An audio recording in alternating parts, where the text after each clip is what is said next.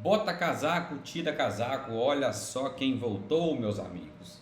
Portaria 2021 aprova o anexo 5 para atividades perigosas na verdade, né, em motocicletas da norma regulamentadora NR16, atividades e operações perigosas. É isso mesmo que você está escutando, tá?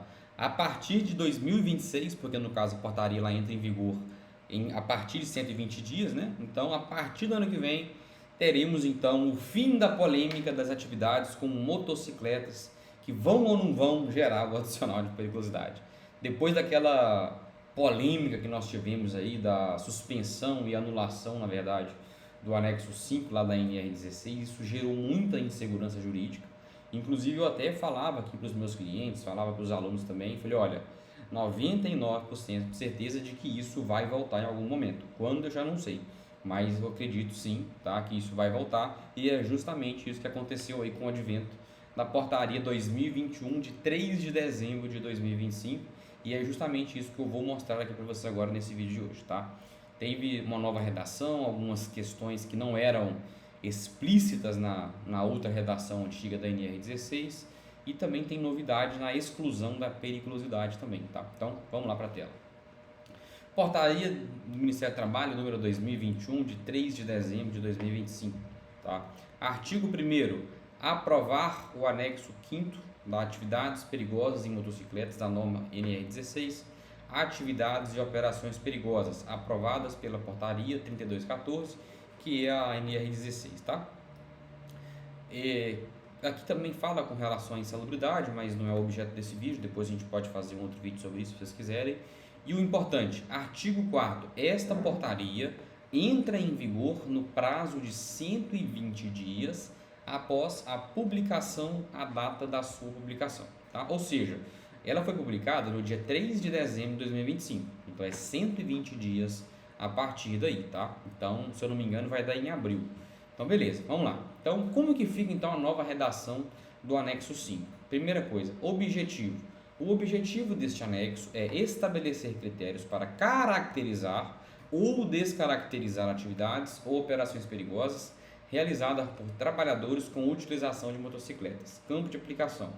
Este anexo aplica-se a todas as atividades ou operações de trabalho que envolvam deslocamento de trabalhadores em motocicleta nas vias terrestres normatizadas pela Lei 9.503 de 91, que é o Código de Trânsito Brasileiro.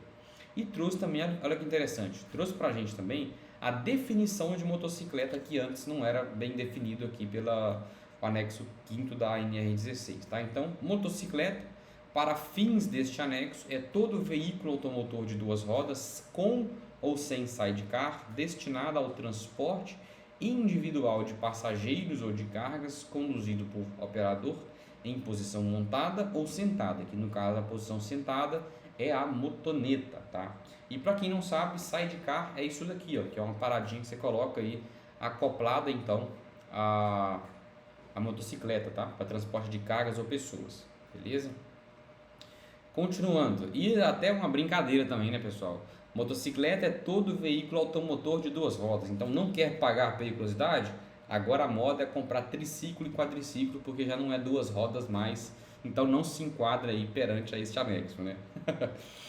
O presente anexo não se aplica às atividades em veículos que não necessitem de emplacamento ou que não exijam carteira nacional de habilitação, já era assim mesmo, então não mudou nada com relação a isso.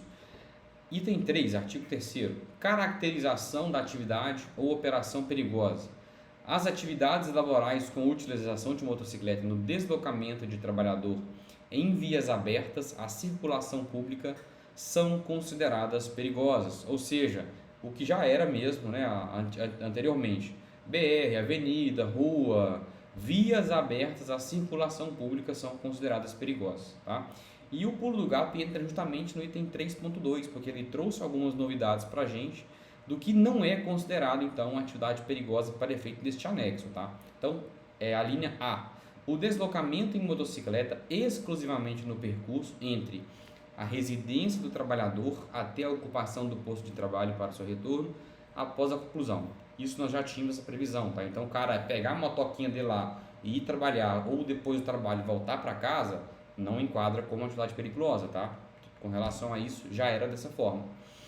As atividades com a condução de motocicleta exclusivamente em locais privados, ou em vias internas, ou em vias terrestres, não abertas à circulação pública, mesmo quando a motocicleta transitar de forma eventual por vias de circulação pública. Então, também não vai se enquadrar. A linha C, as atividades com uso de motocicleta exclusivamente em estradas locais destinadas principalmente a dar acesso a propriedades lindeiras ou em caminhos que ligam povoações contíguas. Calma que daqui a pouco eu vou te explicar, porque eu fiz um parecer técnico justamente sobre a nova redação aqui do anexo 5 da NR16 e lá eu vou te explicar diretamente o que seria essa propriedade lindeira ou então esse caminho aí que liga povoações contíguas, tá? Então, calma que eu também vou, além de eu mostrar ele aqui no vídeo, não vou ler ele todo, mas eu também vou disponibilizar para você aí, tá? Então, a linha D, as atividades com uso de motocicleta de forma eventual, assim considerado o fortuito, ou seja, aquilo que é de vez em quando, de uma vez a cada tantos dias, ou que, até mesmo sendo habitual, dá-se por tempo extremamente reduzido.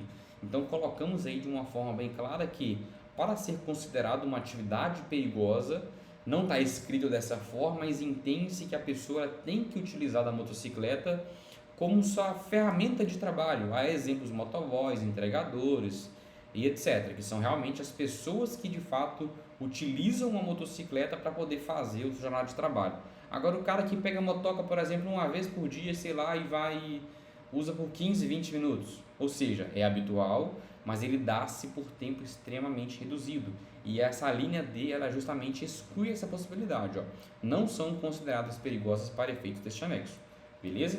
E o item 4, para poder finalizar, laudo técnico para caracterização ou descaracterização da atividade perigosa. Antes as pessoas faziam lá o laudo de periculosidade quando tinha que caracterizar. Agora deixou bem claro que também tem que ser feito para descaracterizar a atividade perigosa. Eu já sempre falei sobre isso também, mas muitas pessoas não falavam e agora a NR16 ela traz para a gente aí de forma expressa que também tem que ser feito o laudo técnico, e no caso esse laudo técnico é o laudo técnico de periculosidade, ou também pode fazer o LTIP, né, que é o laudo técnico de insalubridade e periculosidade, também pode ser feito juntamente, não tem nenhum problema com relação a isso, mas tem que ser feito para caracterizar ou descaracterizar a atividade perigosa, beleza? Então, fiz esse parecer técnico, vou mostrar para vocês aqui, tá? Passando aqui por cima, a introdução, o objetivo, as principais alterações, para quais normas, né? O que se aplica na verdade, algumas definições técnicas, por exemplo, ó, motocicleta, veículo automotor de duas rodas com ou sem sidecar, o que é uma motoneta, o que é um sidecar, a inclusão da remissão expressa lá ao Código de Trânsito Brasileiro, porque ela remete diretamente à definição de via terrestre, via aberta, critério de circulação. Então, por exemplo, conceito-chave, vias abertas à circulação pública são todas as vias de livre acesso ao público, urbana ou rural, pavimentada ou não. Exemplo, rua, avenida, rodovia. Nova hipótese de exclusão da periculosidade, que é a questão da propriedade lindeira. Então, o que seria essa propriedade lindeira? Vias estreitas, rurais ou sem pavimentação, utilizadas principalmente para o acesso às propriedades que fazem divisa, que no caso seria a lindeira com a via. Ou seja, a pessoa que usa a motocicleta para poder dar acesso às propriedades lindeiras também não é caracterizado como periculoso, tá? E possuem um tráfego restrito e de baixo fluxo, justamente pela questão que, quando a gente fala de periculosidade, nós estamos falando de risco de vida. Por exemplo, inflamável, a eletricidade, por exemplo, a própria motocicleta, que também é uma atividade muito perigosa, por isso aí que gera o adicional de periculosidade. Então, como a atividade aqui em estradas locais destinadas a dar acesso à propriedade lindeira é uma questão que tem pouco tráfego, pouca movimentação, pouco fluxo, então ele também exclui essa possibilidade, tá? E também o item 2 lá que fala caminhos que ligam povoações contíguas, que é pequenas vias rurais que conectam duas comunidades vizinhas, trafegabilidade principal dos moradores locais e não são vias de circulação geral.